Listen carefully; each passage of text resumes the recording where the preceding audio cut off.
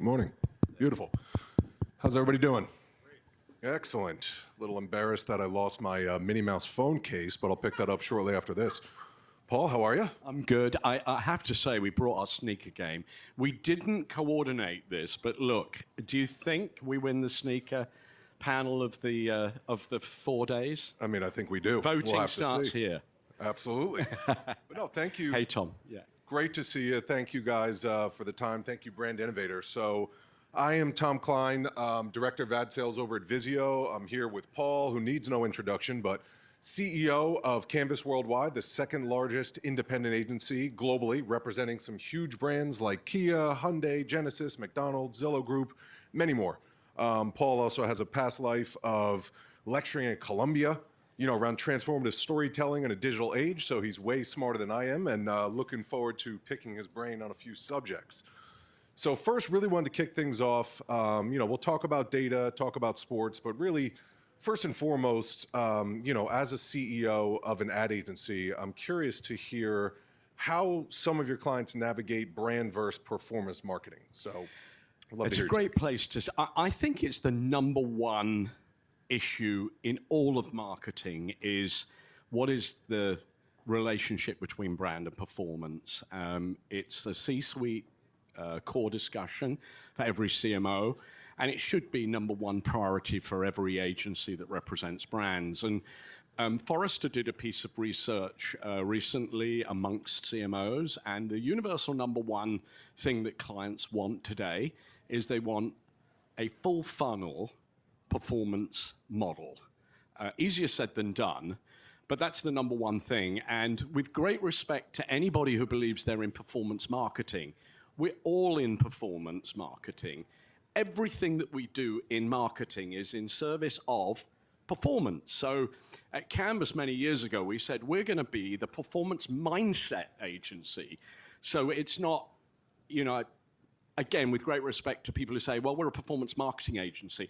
You've appropriated the word performance to bottom of funnel activity. We are about full funnel attribution and full funnel performance. So performance mindset is really the mindset of everything we do, whether it's at the top of the funnel, in the middle of the messy middle, or at the bottom. And so we've really perfected, and what's underpinning this is outcomes. So obviously you have the ultimate KPI outcome that every, selling cars, getting more people to have mortgages and purchase a house, move from dreamer to owner in a Zillow environment, fighting the fast food wars every week, across this great country of America. That's the ultimate KPI, but obviously what happens is you have all these other outcomes that contribute to it. So we've got a very disciplined operating system and a process which is about outcomes roadmap and what are all the contributions and what are all the outcomes. And everybody's involved in that process. So everybody is taught and everyone is aligned around this. And I think our clients are really responding well to this. So there's a lot more we can dig into, but I would say that's kind of the number one thing that's on every marketeer's mind at this moment. Whether you're top of funnel and you've moved down into performance marketing, you were the incumbents, you believed, you were faith-based, you actually believed that a brand like Coca-Cola was built on this emotional connection it had with its consumers. And then, of course, what we've had is in the last 15, 20 years, we have brands that really built their entire business off what I would call low funnel activity, who are moving up the funnel. They're all buying Super Bowl spots. Actually, the Super Bowl now isn't, it's populated with people who are moving up the funnel rather than, the incumbents. If you look at the list of people who are in the Super Bowl, just using it as a metaphor, it's not the be-all and end-all, but as a metaphor for obviously a big brand splash. So anyway, that I think sets the scene. I do also think that they're not mutually exclusive. I think in this day and age, you can do both at the same time. And I'm going to give a plug to Chalice, who we've partnered with. We're doing a lot of work on algorithms, and at the Ad Exchange Awards last week, Zillow, Chalice, and Canvas won Best in Show, Best Use of Data.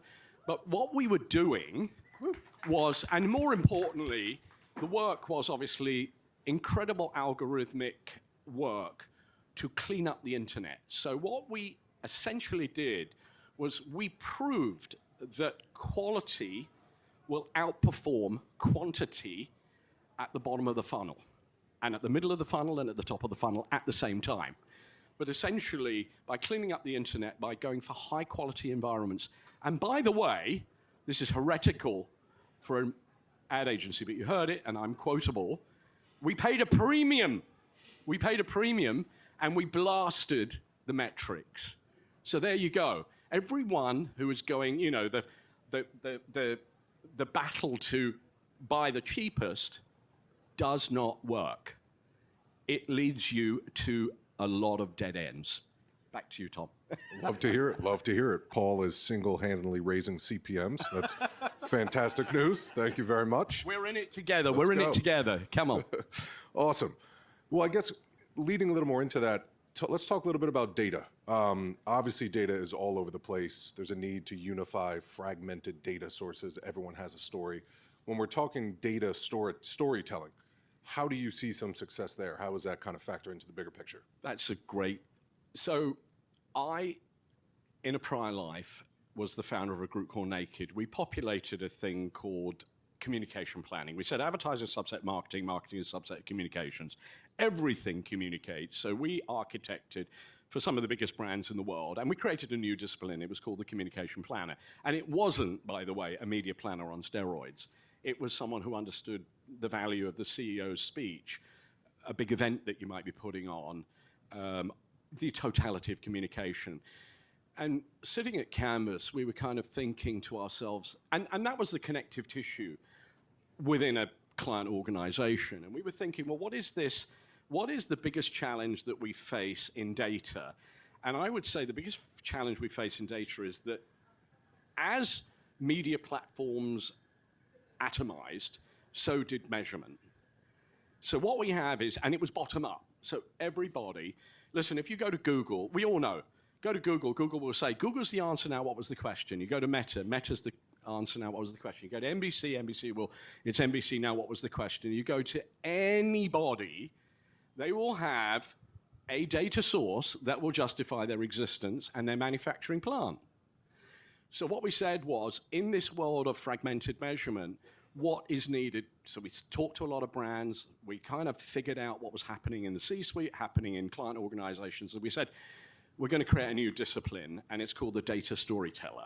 And essentially, it is this incredible fusion of a business lead, someone who deeply understands the business of the client, the complexity of the client organization, all the silos that exist within the client organization, all the partners that they have, all the measurement techniques that are being used, and then an amazing data analytics professional. But you need to blend the IQ with the EQ, because quite often a lot of data scientists might have high IQ, but understanding how you communicate through an organization, how you storytell the data. It seems like an oxymoron, data and storytelling. That's why I really love it. But clients are responding incredibly well to this. So we believe this is the integrator of the future. This is and maybe it's a combination of people, and a shout out to Anita, who's in the audience, who's our chief data storyteller, and she's brought this incredible professionalism to our organization.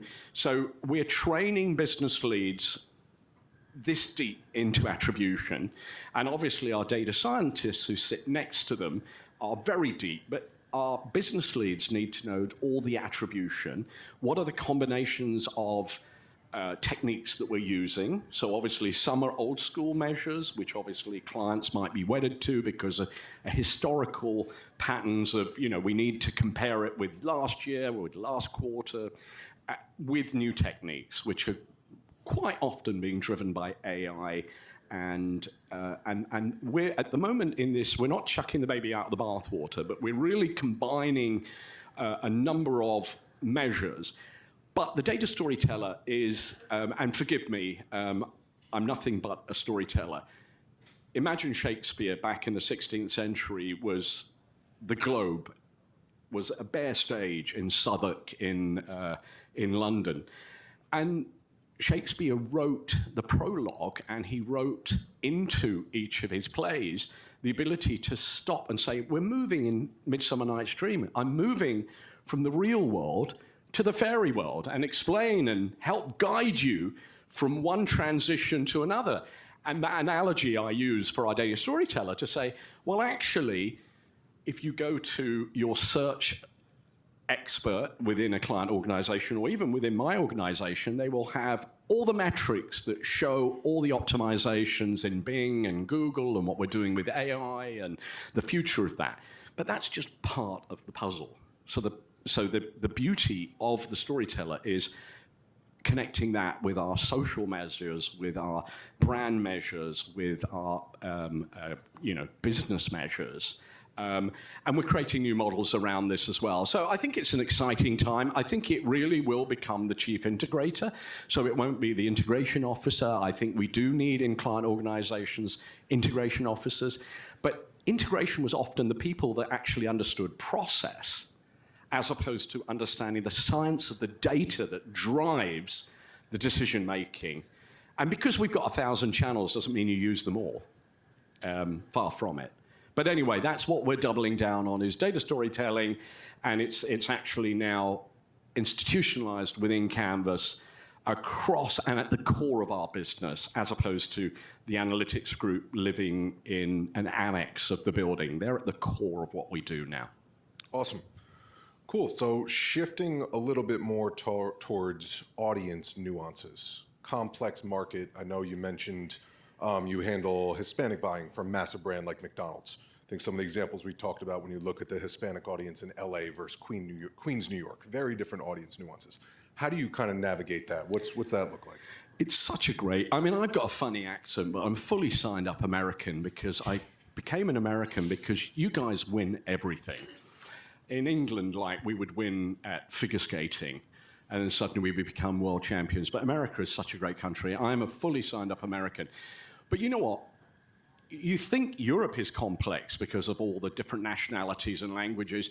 I liken America to this incredible mosaic of geography, disposition, language. It really is, and the minority is going to be the majority very soon. And boy, should we wake up to that. So we like to say we get America because we have 6 officers. So as a lot of our competitors, much larger than us, by the way, are changing the engines while the aeroplane is in flight, IPG, WPP, et al. Apologies if any of you here. I have great admiration for them, but they have legacy models. They're all centralizing to New York. And obviously, we all have audience platforms. We have an amazing audience platform with multiple feeds into it. Our biggest strategic partner is TransUnion. It's called Linnaeus. We can slice and dice audiences, understand audiences. But there is nothing that will replace understanding the data, but also understanding and living in a geography. We have an office in Dallas. They understand what it means to be a Texan. I love going to Texas. I'm not a Texan, but it's unique to that state. And it probably is unique difference between Austin and Dallas and Houston. Let alone, I love what you said about Hispanic marketing, and we also have one of our leads who leads, in fact, we don't do the media buying. We offered the media buying. We pitched against Omnicom and Publicis, and we won lead strategy for Hispanic and multicultural, and we said, no, we don't want to do the buying because that will bias us. I didn't want us just to be buying Univision and things like that, because McDonald's wins every week at the store. If they don't win the multicultural audience, and in particular the Hispanic audience, they don't win. So we're hardwired, the team is hardwired into the main strategy. But what we're doing is we're bringing cultural insights, we're bringing data insights, and we're bringing regional and geographic insights. So obviously, if you're in a suburb of Houston or in a suburb of Miami, it may be that Spanish is your first language, let alone anything else. So it's been fascinating to embrace that idea of we get America, combining the IQ of data So do you, and I would say this to any brand, would you trust a 25-year-old who's in a database and they've only ever lived in New York and they're slicing and dicing the country for you? We always double check and see whether or not that has a cultural or a geographic nuance in what we're doing around the country. And I think, this general market thinking is lazy media. We can buy media cheaper because we can buy it nationally. No, it's not as effective, in my opinion. And by the way, it's bias. And it doesn't take account of the incredible nuance in this amazing country called America. And it is very complex. And just to finish, you're 100% right. A Hispanic in Queens versus a Hispanic in SoCal versus a Hispanic in would be so fundamentally different. Different upbringings, different countries they may have had their origins from, and different cultural nuance. Now, they share a lot, but there is a lot different. So how do you leverage what's similar, but then respect what's different in that order? Absolutely. Now, with Bad Bunny performing in the halftime of the Super Bowl, I assume Netflix has some great learnings from when Beyonce Christmas Day halftime of a new audience probably coming just to see that. Do you think we'll see some bigger national brands maybe tweak creative a little bit, knowing that potentially a bigger Hispanic audience is tuning in? I really hope so, because obviously this isn't a political discussion. This is the great America. This is, we're all immigrants, by the way. I'm an immigrant, and I've come here to this beautiful country, but we all come from somewhere. So I think the FIFA World Cup is going to be a great example. And I think the Super Bowl is one of those unique occasions where everyone comes together. And actually, it should be truly representative. So I don't know why people are losing their shit over Bad Bunny. I mean, he's one of the mega stars of all mega stars, and he's just going to be brilliant. He will blast that Super Bowl. You can just feel it in your bones. And I do hope, yes, I do hope that the creative challenge will be really interesting, because obviously, again, you live and die by reaching the hearts and minds in a Super Bowl of a very large unifying audience. And I can't think of anyone better than Bad Bunny to be hopefully unifying a country rather than dividing it. But I loved his SNL skit. But I also love his pride. I love his pride for Puerto Rico, and it's just, it's kind of magical. I mean, if you let fucking Coldplay play, why can't you? I mean, what have they got to do with bloody America? They're a bunch of Brits, We got too many Brits on stage. We need some real Americans. Absolutely. Yeah. Anyway, That was great. I rambled a bit, but I think the Super Bowl will be, legendary this year. Absolutely. It's going to be an insane performance. My mom will be confused on what's going on like she was with Kendrick Lamar, but he's going to blow it. It's going to be, I'm very excited. Now, sticking with sports, I know I read through the sports marketing that came out of Canvas after Cannes. Great stuff in there. I think one of the biggest ones, how it kicks off, talking about how sport, for most people, is like a religion. There's tons of passion. Everybody, Yankees, must win tonight. I see somebody with a Blue Jays hat, it's a problem. You get fired up with things like that. For someone like Kia, that's obviously all over sports, and everyone that you touch, kind of how do you use that passion to make a, I think, again, I think that we are blessed to have brands that are involved in the global sponsorship. So we're blessed to have Hyundai Motor Group be a official FIFA World Cup sponsor. So obviously that's going to be really important to our brands, and that is actually shared between Hyundai, Kia, and Genesis. And so that's going to be interesting. But we obviously have national. Kia is the official car of the NBA, has been one of the longest sponsorships in sports history, 16 years. It's the most associated brand with any sport is Kia and NBA, and it's kind of quite a special relationship. But also, I think we're connecting the dots right down to the local level and back to America. Teams like the Denver Nuggets, or, they are passion fandoms within their geography, and sometimes obviously outside of the geography, people who might go to college there. So I think the first thing is connecting fandoms from a universal appeal to, like the Super Bowl, everyone tunes into the Super Bowl, whether or not you're a fan or not. You can be either neutral or you can hate the Patriots.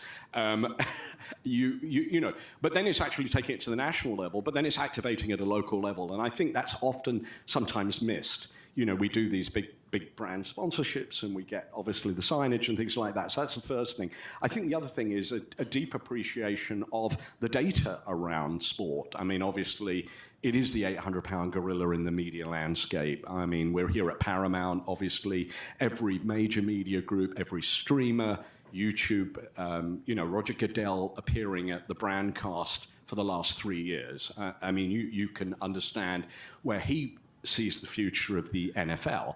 And so the data that supports and understands how you can reach, what are the nuanced differences, but then also how do you create the fandom experience at a local level. So obviously, Genesis, we do a lot of activation around college football, which is obviously, I still can't get my head around. You go to college in Atlanta, and then like 5 generations later, you're kind of fanatical fans of this college that you went to. But it's beautiful when you look at it and you look at that fandom. When you go to a stadium, there's probably nothing like it other than the Seattle Sounders or someone like that in MLS. I think it's this kind of omni-channel understanding of sport. It's not one dimension, it's many, many dimensions, how you activate, how you look at each channel, how you obviously plan each channel, and how you take it right down to a local level, even if you're a FIFA World Cup sponsor. Absolutely. With sports rights kind of all over the place, I know some of the big ones are up in 2028, but like with 13 different streaming rights partners for the NFL alone, has that made planning investment much tougher? I mean, how has things changed on your end? I think it's the best thing that ever happened. Honestly, like me, the reason that there were only 3 or 4 sports in America was because there were only 3 or 4 channels. So what obviously has happened in this streaming age and in this digital age is that America's been introduced to and has adopted a breadth and depth of sport. It was always there. Maybe it was hidden in plain sight, but actually it's made it much more interesting, not more difficult. I mean, you'd be an idiot. You had ABC, CBS, NBC, and you had like 4 choices in the upfront. Now it's a really interesting matrix of MLS on Apple, and I won't get into that debate. But it's really interesting. And by the way, Apple will probably almost certainly take F1, and they'll do a much better job than ESPN. And I think that's great because I think it's appropriate to their audience. They actually greenlit the F1 movie that got like 250 million at box office. So I think there's a really interesting synergy there. But F1, who'd have ever thought that F1 would be adopted by America? It's still kind of being adopted, but in this country we have 3 F1 Grand Prix, and Brand Innovators actually activates at many of them, which is great news. But and by the way, we're not fanatics on F1, but we're slowly adopting it. So I think the depth and breadth, and it means that the entry price for brands, you don't have to be AT&T, Verizon, or Hyundai to be able to afford that massive NFL sponsorship. You can slice and dice your audience and look at the selectivity. Look at lacrosse is becoming a thing. I don't think pickleball will ever be a thing on TV. It will be massively adopted around the country. I personally don't think it's a particularly enjoyable viewing experience, but that maybe I'm a sample of one. But you know what? There's a time and a place for everything. So it's not more difficult. It's actually much better because I think you have a depth and breadth and a much more nuanced planning opportunities for every brand now. And of course, the 800-pound gorilla is sport. Everyone wants a bit of sport, and it was the major feature of the upfronts. So certainly, but what I'm our approach again at Canvas is we're looking at sports in an omni-channel way. We're looking at all the nuance of sport. It isn't just the Sunday night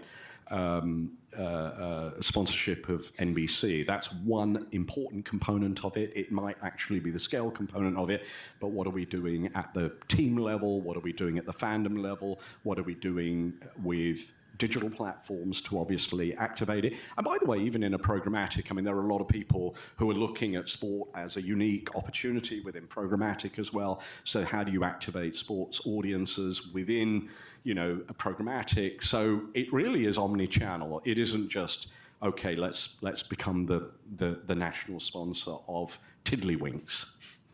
Do you know what Tiddlywinks is? It's like a little game like. Love it. 2 minutes left. We talked data storytelling, creative storytelling, heading into 2026.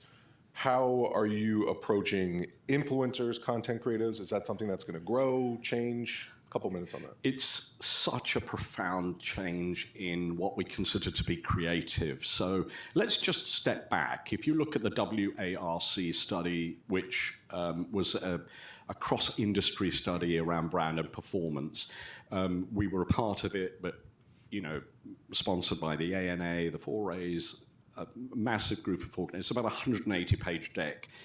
I recommend everyone read it, and there is a management summary, but I think it's the most definitive study around brand and performance.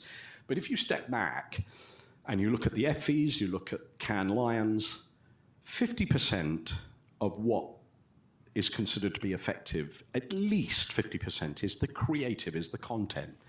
So we as media professionals, a lot of us are in different aspects of media here, maybe on the technology side, on the data side, on the media platform side. We are held so accountable on the media side of the equation, and yet still relatively uncharted territory is the content and creative side. How do we optimize creative in a fractured content world? And I call it content. At Columbia University, where I was a senior fellow, sponsored by the Business School, the School of Arts, and the School of Data Sciences, I actually created a thing called the periodic table of content. If you think of a story world being the universe, so the universe, my father was a scientist, so he understood that everything in our universe is made up of the periodic table. I created a periodic table of content, which are all the different platforms, all the different techniques, and you mentioned some. It's not just creators and influencers. There's branded content, there's editorial content, there's brand integrations, there's programmatic content, there's personalized content. All of this sits in your story world. What are these different techniques and combinations that come together? And how do you measure them? So what we're doing is we're measuring quite often the media efficacy or the marketing efficacy, but we need to double down on understanding content in a fractured, atomized content world. So this brand story world really encompasses all these techniques. But to really try and answer the creator, yes, it is a thing. And of course, all the business models, how do we scale this? How do we scale this? So obviously technology and AI is going to be used to scale this. But aren't they going to kill the goose that laid the golden egg? The whole idea of a creator, a macro, or even, I think, micro influencers are their editorial, their voice, the way that they built their audience. And of course, you get this brief that says, please will you say the following 15 things about the brand? Well, that's not going to work in a creator environment if you're working directly with creators. So where do you give and take? And then how do you measure? And how do you, but also, how do you scale this? So even though I said, you know, you might kill the goose that laid the golden egg, I've heard a lot of people say, well, technology, you can put your brief in here and we can brief 1,000 micro influencers. And I go, yeah, I'm not quite sure do we have the right brief? And should that brief be 10 briefs? I don't know, it's quite complex. But I do think it is a massively emergent area. We know that the eyeballs are there. We know that YouTube has built its business over the last 20 years on creators, and the brands and the agencies are always lagging. we're always lagging where the eyeballs are. So I think, a lot of work will be done on that. I mean, obviously, Google's in that, in the thick of that as well, amongst others. So I think it's here to stay, but I think we're probably in the second innings of the creator evolution as to who will be the winners, who will be the losers, and how we build it without institutionalizing it. How do we allow that creativity? Because America is the land of the free, the pavements are paved with gold, and, but we are one of the most risk-averse countries in the world. So, getting over the risk-averseness, we had that risk-averseness when we came through the social age. How do we create for Insta versus Facebook, and how do we control something that we can't control? So I think giving oxygen to creators, having platforms that can allow our compliance to be 100%, but while at the same time measuring what the effect on the outcome is, will be the big challenge, I think. Love it. Well, I think that's our time. Thank you for having us, Brand Innovators. Paul, great stuff. Tom, thank you. Absolutely. Can I give one plug? I've got to give one plug. These guys, so who's a sports fan here? Come on, hands up. Everyone loves sport. Doesn't it drive you nuts when you think, how do I get from, where is my team playing, when and how? I want to give a shout out to Vizio. They have a sports zone in their lead page, which tells you and helps you navigate. I kind of think these are the friction points that interfaces and that brands like Vizio are bringing. And I'm very proud of our Kia relationship. You've got a whole, I used to remember maybe 20 years ago, one of the big buys was you would buy the front page of the Yahoo. You'd have your blast on Yahoo.